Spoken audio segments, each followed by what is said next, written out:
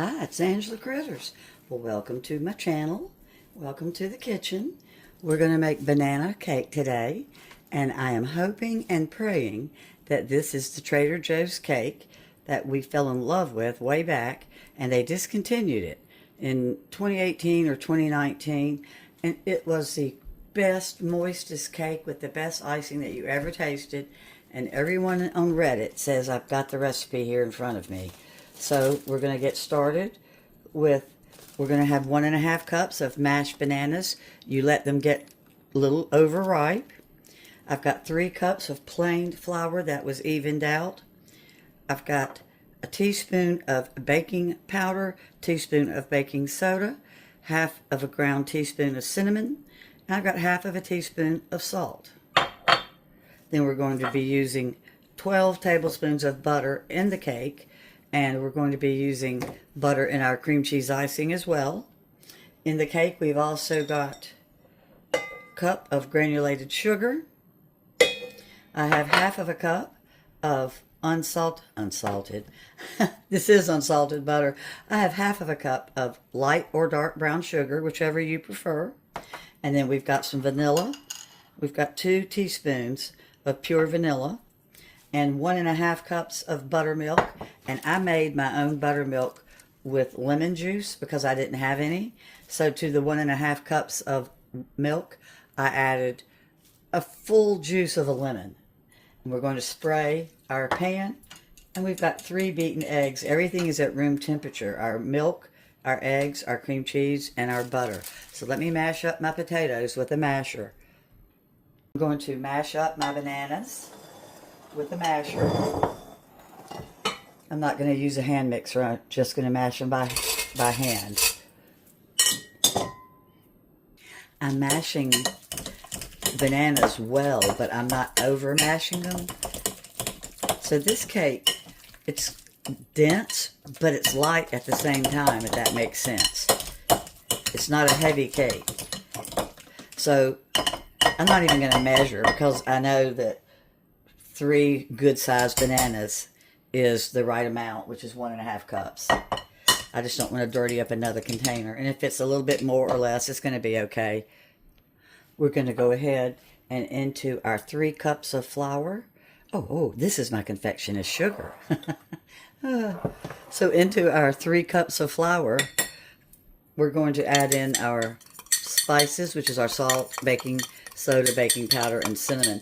I'm having some surgery done on my eyes in a little bit. I can't hardly see. The flour and the confectionist sugar look the same. That would have been a weird cake, wouldn't it? So I'm just going to mix this up well with my fork. So we're going to beat the butter, the 12 tablespoons, on high for 1 minute. I'm going to start it off on low and then turn it up.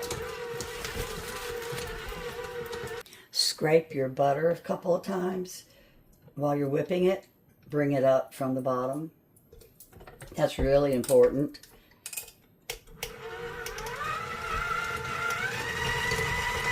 As soon as it's fluffy enough, we're going to start putting in our granulated and our brown sugar, which is now. Let's go ahead. Here's our 1 cup of granulated. We put them in at the same time. And our half a cup of light brown.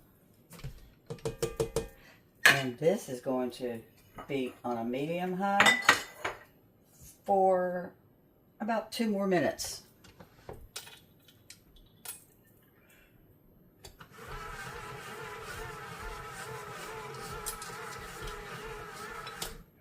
Oops, wait a minute. Alright, scrape bowl. I'm supposed to fire. Alright, good. All I've put in is the sugar, which I was supposed to do. Then I'm supposed to be putting in my mashed banana before I put in the flour. So we're doing good. There's my flour.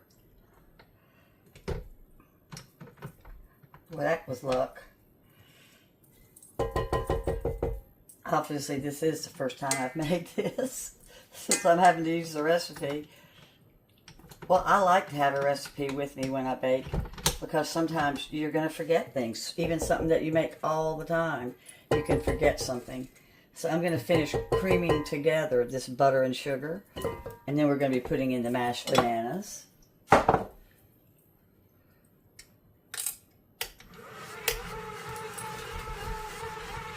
We're scraping the sides of the sugar as well. That's a really important step that you don't ever leave out when you're baking. When it says scrape the sides, scrape the sides. Otherwise, you're going to be able to taste the granulated sugar. You won't have near as good or as light and fluffy of a cake. And I can still see all the granulated sugar. All right, we're going to throw in the vanilla. That was 2 teaspoons of my Watkins. And I've got 3 room temperature eggs that I beat.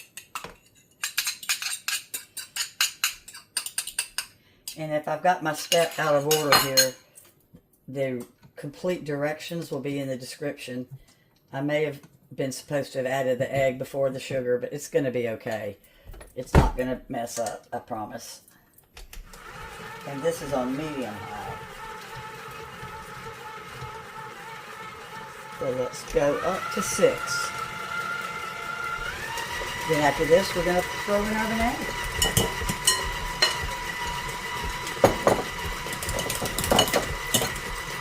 Oh yeah. Looks good.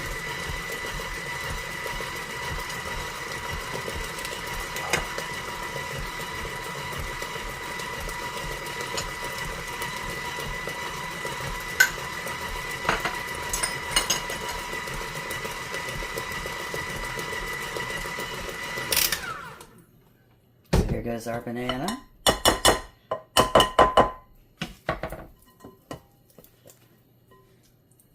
And you can still see it's banana. I did not do it in a mixer, like I said. I just used my masher. It smells so good. Between the sugars, the butter, and this banana, it's smelling like heaven. Alright, so we're going to slowly whip this in. We're not over mixing this.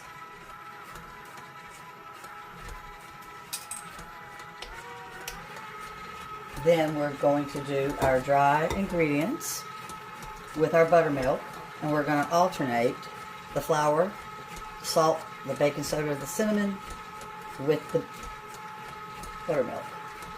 Alright, and we're not going to over mix this either. Like I said, this is supposed to be a dense cake, just like an apple cake or like a real old-timey carrot cake. They're always dense too.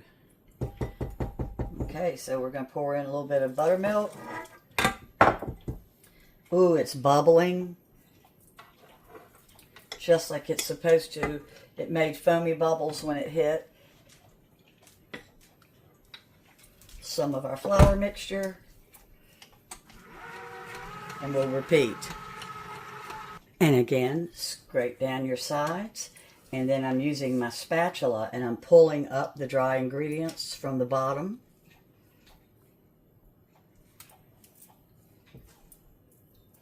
We want to get it evenly mixed, even though we're not overly mixing it.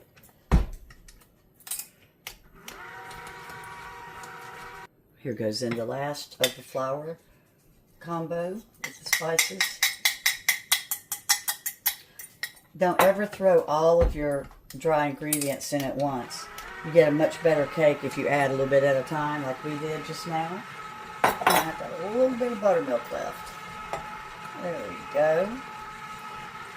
And this is just going to be right at a minute, if that.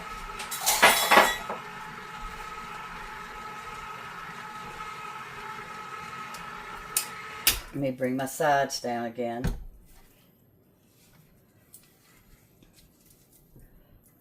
And while this is in the oven, we'll be making our icing when it's getting close to getting ready. This cake has to cool. So it cools 45 minutes. So we have plenty of time to get the kitchen all cleaned up and to get our icing made.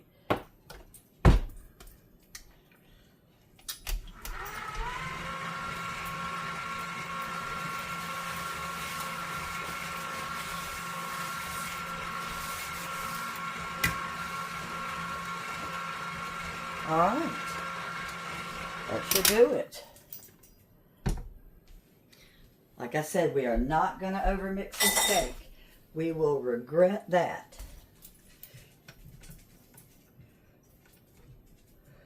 Interesting. Look like all the... Oh, it was a bunch of little banana... the little strings were kind of caught. I was like, what is that brown stuff? The cinnamon wasn't that brown. Well, when you're using ripe bananas, you're going to see a little bit of brown dots in there. They smell so good. So, if you've never had the Trader Joe's cake, the banana cake, then you don't know what you're missing out on. And if you have had it, and you make this, let me know if you think it's just as good. I've been researching for the longest time, trying to find it, and I finally found somebody on Reddit that swears you could close your eyes and pretend that you're eating the Trader Joe's banana cake. So we will see. And you use a 9x13 pan. This one's not quite 9x13, but it's close enough. Spray. You don't need to use parchment paper. And we're going to watch this cake because it cooks kind of quick. We're going to keep an eye on it. It's supposed to cook about, I think, 40 minutes. I will double check. And I just found some butter at the bottom. Look at there. See there? I did the one thing I said you're not supposed to do. And I have butter at the bottom. And you need every bit of this butter, I'm sure, to get a good cake flavor. It's like a spice cake. There's a Trader Joe's on our way to visit our daughter, and we used to stop and get it for special occasions and holidays. And then when they quit making it, we were just sick about it. Okay, I've got that butter right here that was stuck in the bottom, and I'm just whipping it in because it sure wouldn't be good to just be one big old glob of butter. All right. I set my timer for 40 minutes, for 20 minutes, because this cake has a tendency, it said, to burn and cook kind of fast. So if it's starting to brown too much, what you can do is loosely put some foil on top of it and then finish cooking it. So we're going to be checking at 20 minutes. But we're not covering it in foil initially, just if we have to, and then the cake will kind of steam. Out of the oven, and it smells like banana heaven in here. So once this is cool, we're going to make a really quick, fluffy confectioner's sugar cream cheese icing. It's a little bit different. It's even got a touch of salt. So let's make some real easy icing. We're ready with, hold on, I've got an 8-ounce softened cream cheese and half of a stick of unsalted butter. And we're going to whip it up. And we're going to add just a little bit of salt. Because it says salt for some reason. I've never seen salt in the icing before. Let's throw in a little bit of vanilla. 1 teaspoon.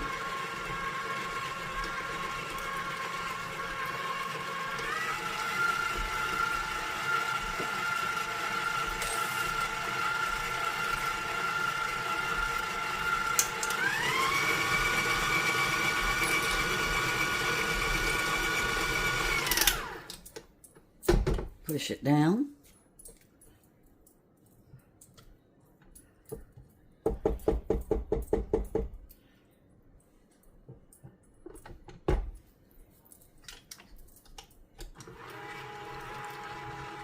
Okay, so let's start putting in a little bit of confectioner's sugar at a time. Don't ever dump it all in at once. Make your cake too heavy. So it's going into my really creamy butter and cream cheese. And I'm just going to keep adding it. I started off kind of slow, and then I've gone to high speed with confectioner's sugar and the butter and cream cheese with vanilla. This is really a creamy icing, I can tell. Can't wait to try it. It goes for 2 minutes.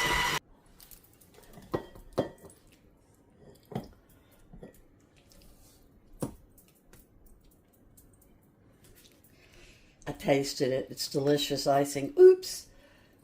We won't be eating that part.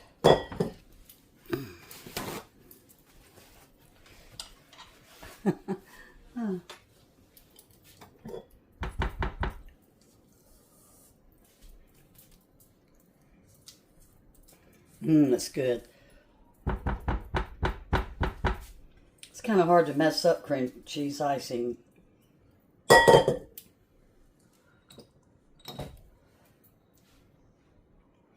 I've never had one that added salt. Maybe it's because we were using the unsalted butter. But it has a good flavor, like I said. Let me get all of the icing out.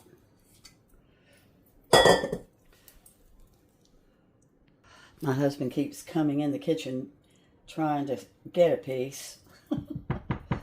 You'd think he would know by now. He can't get any till I make my picture and cut a piece for the thumbnail. He's so excited. So somebody on Reddit had an idea that somebody needs to make a bakery or a shop with all of the discontinued things from Trader Joe's. They were talking about what a hit it would be. I thought that was kind of cute. There's a lot of things from Trader Joe's I'd like to see come back. All right, let me cut it. It sure does look good. Okay, let's see if memory serves me and if it really tastes like a cake from Trader Joe's.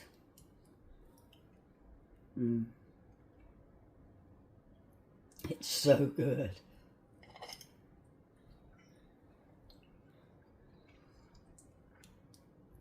It's the icing for sure.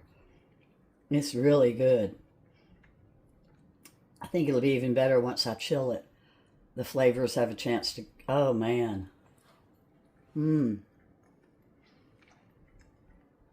Well, if you were a fan of the Trader Joe's banana cake, this really is it. I am so tickled. I have looked for this recipe for so long. As always, I'll have the complete directions in the description with how much of everything. And if you like it, or if you've made it before, let me know how you like it. Thanks so much for watching. Isn't that beautiful? I wish you could have a piece with me. Bye-bye.